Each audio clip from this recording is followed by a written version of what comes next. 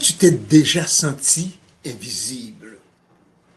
Mes chers amis, dis-moi, est-ce que ça t'est déjà arrivé de te sentir invisible, de perdre tes repères et de ne plus savoir qui tu es? Et malgré tout, de continuer à sourire, à travailler, de continuer à faire semblant que tout va bien, avoir l'air. Et au fond de toi, tu avais l'impression de ne plus vraiment exister. Tu sais quoi? Tu n'es pas seul. Moi aussi, je l'ai vécu pendant longtemps. J'ai cru que les plus grandes blessures étaient celles que les autres nous infligent. Une rupture, un rejet, un échec, une trahison. Mais la vie m'a appris quelque chose de beaucoup plus profond. La blessure la plus douloureuse n'est pas toujours celle que les autres nous font. La plus douloureuse est celle qui apparaît lorsque nous cessons de nous voir nous-mêmes. Nous pouvons continuer à sourire, à travailler et à accomplir de grandes choses, à prendre soin des autres, et pourtant, à l'intérieur, ne plus savoir qui nous sommes. C'est cela pour moi de devenir invisible, invisible aux yeux de sa propre conscience. J'ai continué cette vallée malgré toutes mes expériences, malgré les formations, malgré les conférences, malgré tout. Mais quelque chose en moi était éteint.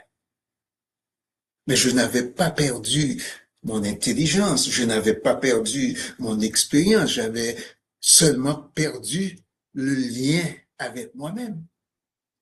Tu sais, lorsqu'on perd ce lien avec soi-même, on commence à vivre en pilote automatique, on avance, on fonctionne, mais on ne se rencontre plus.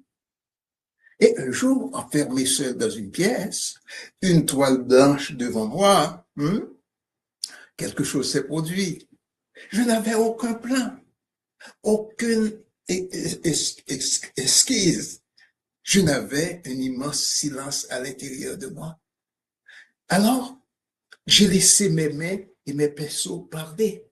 Et quelques heures plus tard, un tableau était né. Et je l'ai appelé l'homme invisible. Mais à ce moment-là, je ne savais pas que cette œuvre racontait déjà mon histoire. Encore moins qu'un jour, qu'elle donnerait naissance à un livre. Ah, avec le temps, j'ai compris quelque chose d'essentiel. La plus grande perte n'est pas de perdre un emploi. La plus grande perte n'est pas de perdre une relation. La plus grande perte n'est même pas de vivre un échec. Mais la plus grande perte, c'est de perdre le lien avec la personne que nous sommes profondément. Et lorsque cela arrive, nous cherchons des réponses partout ailleurs.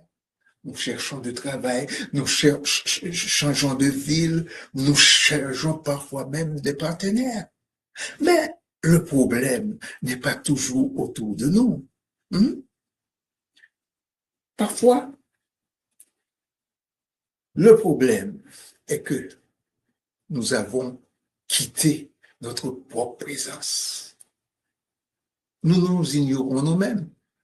Tu sais, pendant des années, j'ai accompagné des femmes, des hommes qui vivent des épreuves, des tempêtes intérieures.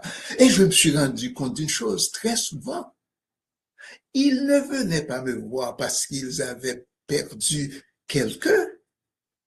Ils venaient parce qu'ils s'étaient perdus eux-mêmes. Et c'est là que commence la véritable reconstruction, pas lorsque les circonstances changent. Lorsque nous recommençons à nous rencontrer, j'ai découvert que renaître n'est pas redevenir la personne que nous étions. Non. Renaître, c'est devenir la personne que la vie nous appelle à être après les épreuves. Nous conservons notre sagesse, nous développons notre discernement, nous découvrons une force que nous ne soupçonnons même pas. Donc, nous ne recommençons pas à 0, nous recommençons à 9. Alors aujourd'hui, lorsque je regarde mon parcours, je ne vois plus une succession de problèmes. Je vois une succession d'invitations parce que chaque épreuve me démontrait quelque chose. Jouer ma partition, faire ma part avec sincérité et avec courage, sans toujours savoir comment les choses allaient évoluer. Et chaque fois que j'ai accepté de jouer cette partition, la vie m'a surpris, des portes se sont ouvertes, des rencontres sont arrivées, des opportunités que je n'aurais jamais pu imaginer se sont présentées. Comprends-tu? C'est ce qui m'a appris une phrase qui m'a accompagné aujourd'hui. Je joue ma partition et il agit. Mes amis, êtes-vous prêts ou prêtes à jouer votre partition et faire votre part? À vous de jouer.